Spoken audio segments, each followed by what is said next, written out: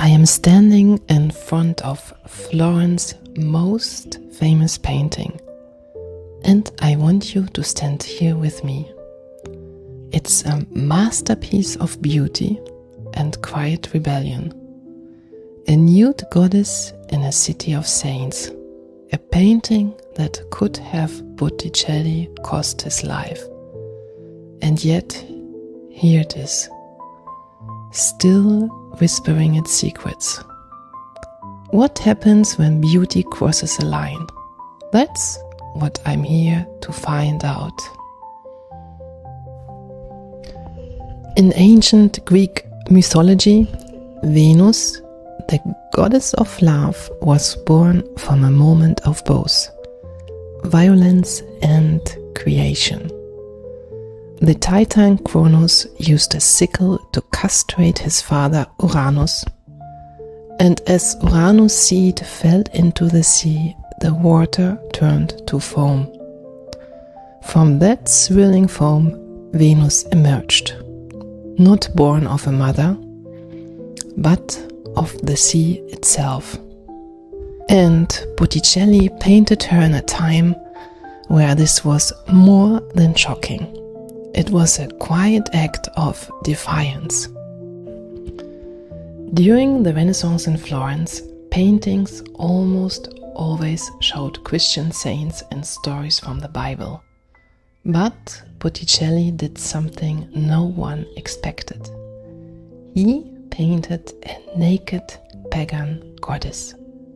A choice that could have been seen as shocking, even dangerous in a deeply religious city. Back then, it was even forbidden to have a real nude female model pose for a painting.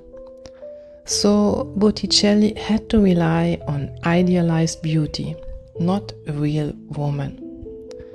Many believe he chose to give Venus the face of Simonetta Vespucci, a young noblewoman celebrated as the most beautiful woman in Florence, who died tragically at just 23. And he didn't paint on the usual wooden panel. He used canvas, which was lighter and easier to move or hide if someone decided this painting was too risky. Surprisingly, this is a high Renaissance painting because Renaissance artists wanted to bring the world to life, using perspective to create perfect depth, studying the human body to mirror nature, filling scenes with movement and life. But Botticelli turned away from all of that. His world is almost flat, a stage for a vision that doesn't need to be real.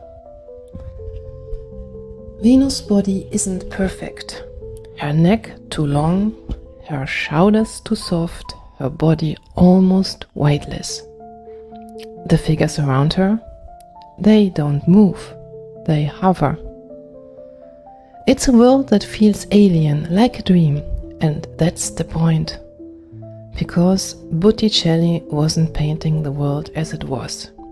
He was painting iconic beauty the way it feels. Fragile, untouchable, and just out of reach.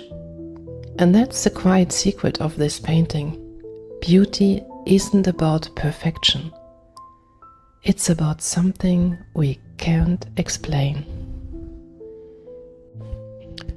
Botticelli's lines are delicate, every detail precise. But the world he gives us isn't real. It's soft, calm, almost otherworldly, like the quiet glow of gold in a Gothic cathedral. But instead of heavy gold backgrounds, Botticelli uses gold touches sparingly and elegantly. In Venus' flowing hair, in the ripples of the sea, just enough to give the painting a feeling of something sacred, something beyond our world. Venus stands in that famous Venus pudica pose. One hand modestly covering her body, the other gently guiding the eye, a gesture borrowed from ancient Roman statues.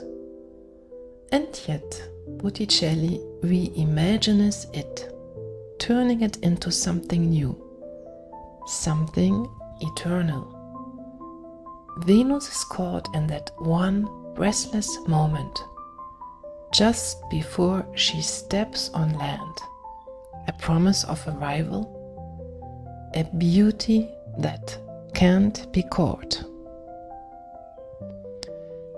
In the Renaissance, artists were fascinated by ancient Greek and Roman culture. They saw it as the golden age of art and ideas. But no ancient paintings survived. There were only words, marble statues, and the ruins of grand temples. So Botticelli wasn't just copying something old. He was inventing his own way of painting ancient beauty, blending the past with his own vision of what beauty could be. And if you look closer, you will see two figures in the breeze, Zephyrus and Chloris. Zephyrus is the west wind in ancient mythology, and Chloris, a nymph who later became the goddess of spring. Their story is more complicated.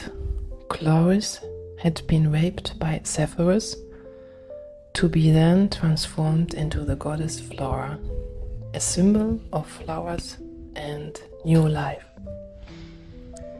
In Botticelli's painting, they work together to blow Venus across the sea, as if even the wind and the flowers are part of this quiet rival.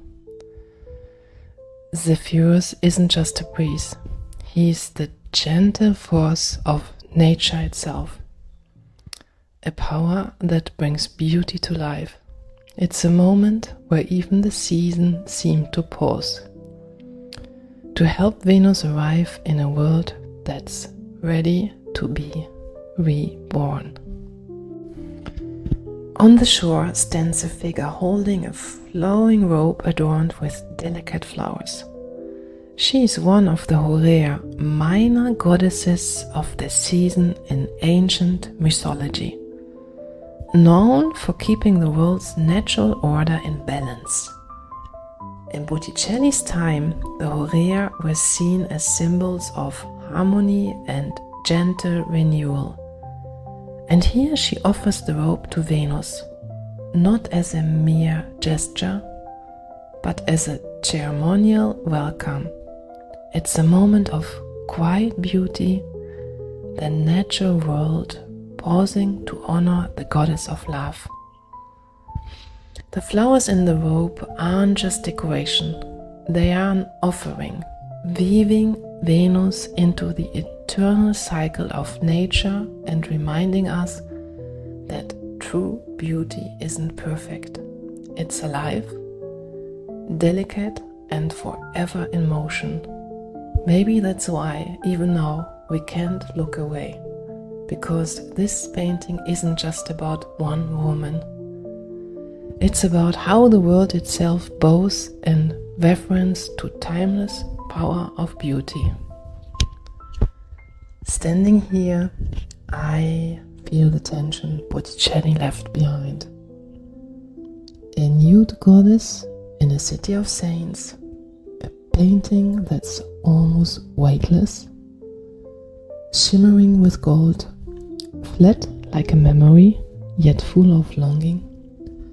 Simonetta's face, Zephyrus' breath, the Medici's quiet power, all woven into one of the world's most famous images. Maybe that's why it still speaks to us, because it's not about perfection. It's about the courage to show something fragile and eternal, all at once. What do you think?